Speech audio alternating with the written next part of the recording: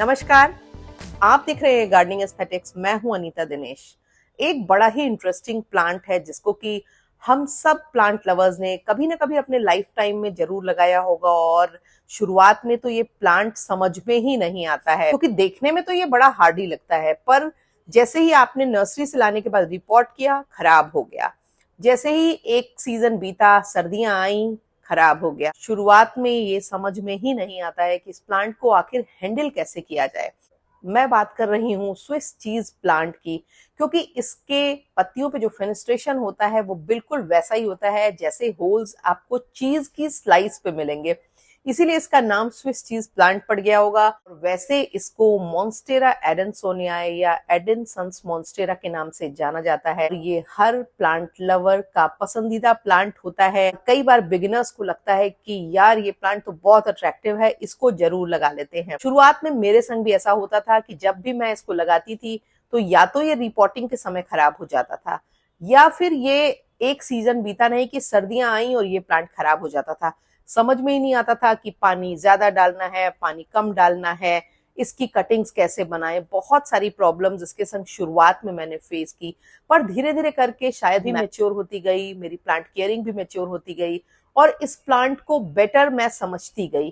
तो मुझे रियलाइज हुआ कि अरे ये तो बहुत ही सिंपल प्लांट था और जाने कितने प्लांट्स मैंने खुद ने भी मार दिए हैं। पर एक पॉइंट के बाद ऐसा समय आया कि जब लगा कि नहीं, अब तो इस प्लांट को कैसे भी लगा दूंगी, ये लग ही जाएगा। स्विस चीज प्लांट तमाम ट्रॉपिकल प्लांट्स में अपनी अलग जगह रखता है। काफी खूबसूरत प्लांट है। मैंने सोचा कि क्यों ना मैं अब तक जो मैंने इस प्लांट को समझा है या इसकी केयरिंग को सीखा है वो आपके साथ भी शेयर करूं, ताकि उस आपकी केयरिंग भी बेटर हो, आपका नॉलेज भी अपग्रेड हो और आप भी मॉन्स्टेरा एडेंसोनियाई स्विस चीज प्लांट को बेहतर तरीके से ग्रो कर पाए। वीडियो को शुरू करेंगे उसके पहले ये बहुत ज्यादा जरूरी है कि आप मेरे चैनल को सब्सक्राइब जरूर कर लें और बेल आइकन जरूर पुश कर दीजिएगा, ताकि जो भी मैं गार्डनिंग से रिलेटेड अपडेट करूं वो आप तक पहुंचे। और अगर आप कुछ खास टॉपिक पे वीडियोस देखना चाहते हैं तो नीचे कमेंट बॉक्स में आप बताइए।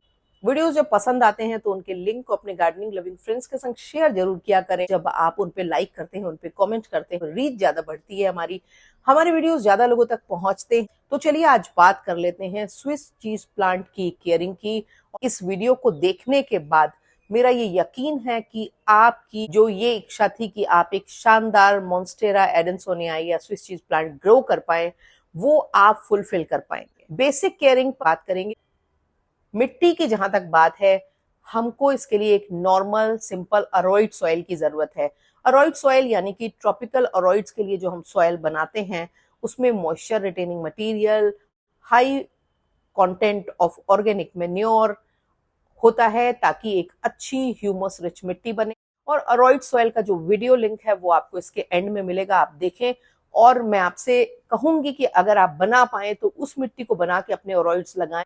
वो मिट्टी इतनी ज्यादा गीली ना हर समय रहे कि आपका प्लांट अनकंफर्टेबल हो जाए, क्योंकि अगर आप कोई भी ट्रॉपिकल अरॉइड ग्रो करना चाहते हैं तो एक बात आपको हमेशा समझ लेनी होगी कि मिट्टी की नमी और वातावरण की नमी और वाटरिंग, इन तीनों को मिक्स नहीं करना है, इन तीनों को लेकर के कंफ्यूज नहीं होना है। अगर आप अपनी मिट्टी को ह्यूमस रिच बनाते हैं या ऑर्गेनिक मैटर में रिच बनाते हैं तो उसके जो परिणाम होंगे वो बेहतर होंगे। मिट्टी कभी भी ठोस या सख्त नहीं होनी चाहिए और उसमें थोड़े बहुत अरॉइड सॉइल में ग्रिट्स वगैरह हम यूज करते ही हैं, जिसकी वजह से मिट्टी बहुत ज्यादा कॉम्पैक्ट नहीं होने पाती है और इनकी रूट्स को आसानी से फैलने का मौका मिलता है। उसके बाद रही बात सनलाइट की, तो एक मिसकंसेप्शन को आपको हमेशा निकाल देना है कि बहुत ही लो लाइट में ये प्लांट चल रहे हैं। देखो, इनको फिल्टर्ड लाइट चाहिए, यानी कि छन के आती हुई रोशनी तो चाहिए ही चाहिए, पर एकदम अंधेरे कमरे में, कम लाइट वाले कमरे में या पूरे समय घर के अंदर ये चल जाएंगे, ऐसा नहीं है। और जो भी आपको ये कह करके ये प्लांट्स बेचता है वो गलत करता है, क्योंकि कोई भी प्लांट एक फिक्स ड्यूरेशन के बाद उसको सनलाइट की तलाश हो ही जाती है। और इन प्लांट्स को ब्राइट इनडायरेक्ट सनलाइट, इसका मतलब है कि जिन जगहों पर ये नेचुरली ग्रो होते हैं वहां बहुत बड़े बड़े पेड़ों के नीचे ये उगते हैं। इनको जो सूरज की किरणें मिलती हैं वो छन के मिलती हैं, यानी कि हार्श तो नहीं होती हैं, पर इन तक सूरज पहुंचता है। और इनकी जो ग्रोथ होती है वो उसी पे डिपेंड होती है। सूरज की रोशनी की तलाश में ऊपर की तरफ बढ़ते हैं। ये क्लाइंबर्स होते हैं, और क्योंकि ये क्लाइंबर होते हैं तो आपको हमेशा ये ध्यान रखना होगा कि जब भी आप इनको हैंगिंग प्लांटर में लगाएंगे तो आपको वो रिजल्ट नहीं मिलेगा, या पॉट में लगाएंगे तो आपको वो रिजल्ट नहीं मिलेगा जो आप इनको मॉसपोल पे दीवार के सहारे किसी पेड़ के सहारे चढ़ाएंगे तो मिलेगा। क्योंकि ये नेचुरल क्लाइंबर हैं, यानी कि इनकी आदत है क्लाइंब करके ऊपर की तरफ जाने की, रोशनी की तरफ बढ़ने की। जब जंगलों में ये उगते हैं तो इनको रोशनी के लिए स्ट्रगल करना पड़ता है और रोशनी की तरफ ऊपर बढ़ना पड़ता है। तो जब हम इनको मॉसपोल का, दीवार का या कोई सपोर्ट प्रोवाइड कर देते हैं तो नेचुरल प्रोग्रेशन में ग्रो होते हैं। और हैंगिंग प्लांटर्स में ये ट्रेलिंग प्लांट की तरह जब हम इनको ग्रो करते हैं तो एक तो इनकी लाइफ लंबी नहीं होती है, दूसरा इनकी पत्तियां छोटी होती जाती हैं, इनकी स्टेम्स लेगी होती जाती हैं, तो ये अपनी नेचुरल ब्यूटी को खो देते हैं और फिर मौसम के बदलने पर भी प्रॉब्लम आती है। जब एक्सट्रीम वेदर कंडीशंस होती हैं, यानी कि बहुत सर्दी, बहुत गर्मी, तब क्या होता है कि इन पे दोहरी मार पड़ती है। गर्म हवाएं बाहर से भी लगती हैं, पॉट भी गर्म हो जाता है, और फिर दिक्कत आती है सर्वाइवल की, यानी कि इनके प्लांट में प्रॉब्लम आने लगती है। और फिर जब गर्मियों में हमारे प्लांट की मिट्टी बार बार सूखती है तो हम उसमें पानी ज्यादा डालते हैं, और जब हम पानी ज्यादा डालते हैं तो वो भी इस प्लांट को नुकसान करने लगता है। आपको इनको हैंगिंग प्लांटर्स में लगा के रखना है तो आप इनको बहुत ज्यादा नीचे तक ट्रेल होने मत दीजिए, क्योंकि उससे ये अनअट्रैक्टिव लगेंगे और खूबसूरत नहीं लगेंगे।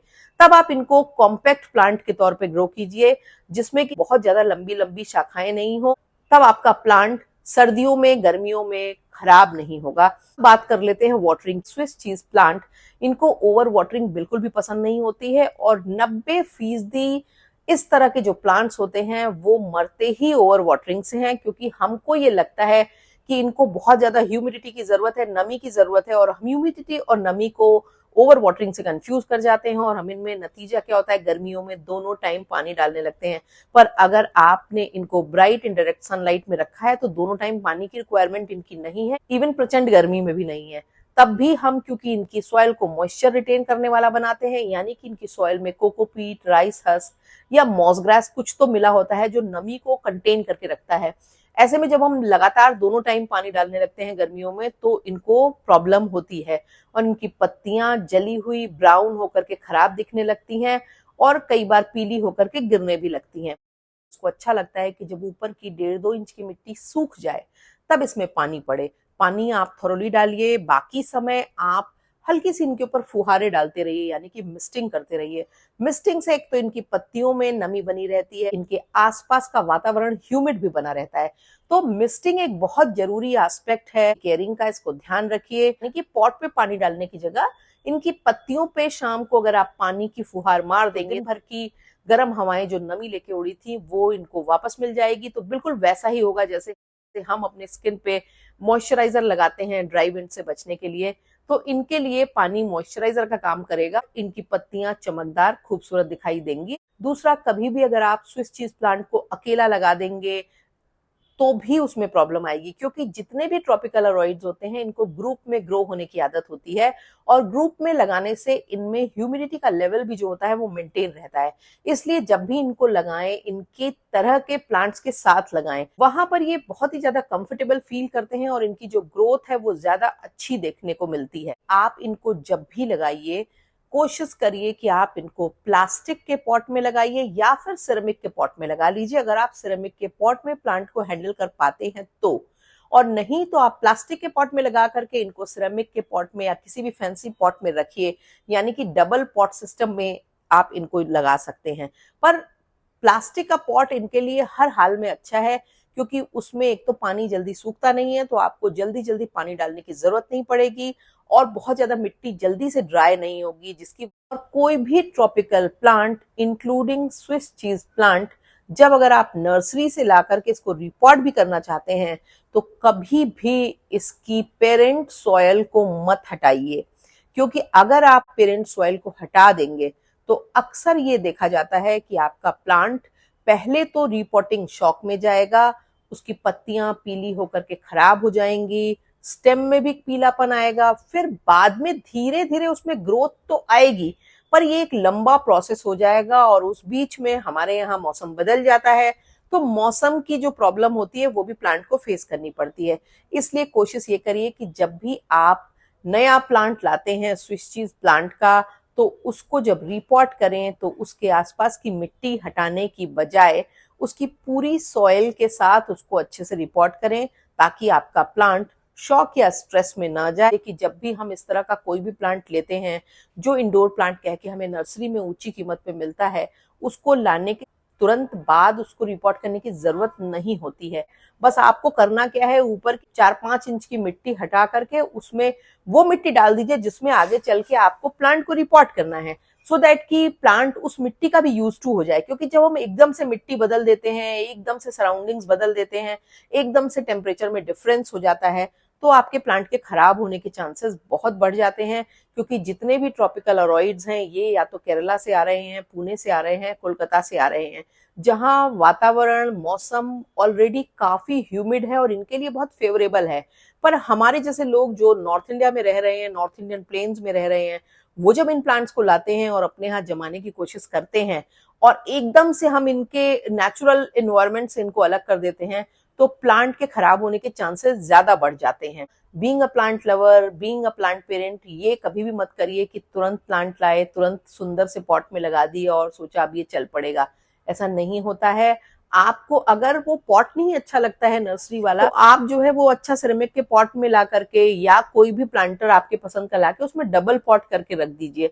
पर आप अपने प्लांट को छेड़िए तभी जब एक तो मौसम उसके लिए फेवरेबल हो, दूसरी बात यह है कि आपको लगता है कि आप इतने केपेबल हो चुके हैं कि आप अपने प्लांट को किसी भी स्थिति में रिपोर्टिंग शॉक में जाने के पहले हैंडल कर लेंगे, उसको बचा लेंगे। आपको अगर अपने प्लांट में अच्छी ग्रोथ लेनी है तो आपको इनके मॉसपोल में फर्टिलाइजर डालने पड़ेंगे। आपने बना रखे हों वो रस्सी वाले जो मॉसपोल्स होते हैं, उनको भी अगर आप गीला रखेंगे और उनमें थोड़ी बहुत मात्रा में न्यूट्रिएंट्स होंगे तो रूट्स उनको लेने लगेंगी और जिस पत्तियां भी बेहतर होंगी और उसकी ग्रोथ भी अच्छी होगी। ये जो फर्टिलाइजर कॉम्बिनेशन है इसको यूज करके आप एक बेहतर रिजल्ट ले सकते हैं। आपको लेना होगा 1 चुटकी यानी कि 1 ग्राम के करीब एनपीके 19-19-19, उसमें मिलाना होगा 1 टीस्पून माइक्रोन्यूट्रिएंट और इस घोल को आप स्प्रेयर में भर करके या आप जैसे पानी डालते हैं बाल्टी मग से डालते हैं तो उस तरह से भी यूज कर सकते हैं। जो भी आपका सिस्टम है पानी डालने का, आप इसकी मॉस स्टिक और इसकी नोड्स पर उस फर्टिलाइजर को बहुत अच्छे से छिड़किए, जिससे कि आप देखेंगे कि नई बड़ी पत्तियां निकलेंगी, नोट्स पर इसमें एक्स्ट्रा ग्रोथ होगी। कोशिश ये करें कि अगर आप कोई घरेलू चीज भी यूज कर रहे हैं तो वो प्रॉपरली डिकम्पोज हो। जो मैंने फर्टिलाइजर कॉम्बिनेशन आपको बताया है उसको यूज करके आप चमकदार पत्तियां, बड़ी पत्तियां, बढ़िया फेनेस्ट्रेशन वाली पत्तियां पा सकते हैं।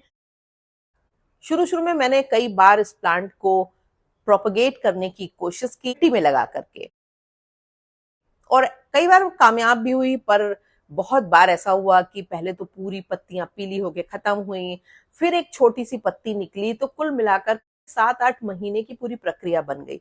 फिर बाद में मैंने ये रियलाइज किया कि इसको अगर आपको कटिंग से ग्रो करना है तो ये प्लांट लेका बॉल्स में बहुत अच्छा ग्रो होता है, इसमें रूटिंग बहुत अच्छी होती है। तो इसलिए जब आपको इसके नए प्लांट तैयार करने हैं तो हमेशा ये ध्यान रखिए कि आप इसकी कटिंग्स को लेका बॉल में लगाइए। लेका बॉल में लगाने से इनमें रूटिंग भी अच्छी होती है, पानी बार बार नहीं बदलना पड़ता है और प्लांट ज्यादा बेहतर दिखाई देता है, ज्यादा मजबूत कटिंग बनती है आपकी। क्योंकि मिट्टी में जब आप नोड कटिंग करके लगाते हैं तो ये एक लंबा समय लेती है और कई बार जब आप उसको दूसरी जगह ट्रांसप्लांट करना चाहते हैं तो वो खराब हो जाती है। पर लेका बॉल्स में ये प्रॉब्लम नहीं आती है। पानी में जब आप प्रोपगेट करेंगे तो ये प्रॉब्लम आएगी कि जब वाटर रूट्स को आप मिट्टी में डालेंगे तो उनके खराब होने के काफी चांसेस होंगे। पर जब आप इनको लेका बॉल में लगाएंगे तब आपको ये देखने को मिलेगा कि आपकी जो कटिंग है वो बहुत आसानी से मिट्टी के एनवायरनमेंट को अडाप्ट कर लेगी, तुरंत ही अच्छे से ग्रो होने लगेगी। तो मुझे आशा है कि मैंने स्विस चीज प्लांट के सारे एस्पेक्ट्स कवर कर लिए हैं। इतने के बाद भी अगर आपके मन में कोई क्वेरी है तो आप कमेंट बॉक्स में जरूर पूछिए। जरूर बताइएगा कि आपको अगला वीडियो किस प्लांट की केयरिंग और प्रोपगेशन पे देखना है, और मेरे संग बने रहिए। गार्डनिंग एस्थेटिक्स को सब्सक्राइब करिए और हमारी कम्युनिटी का पार्ट बनिए। Thank you very much.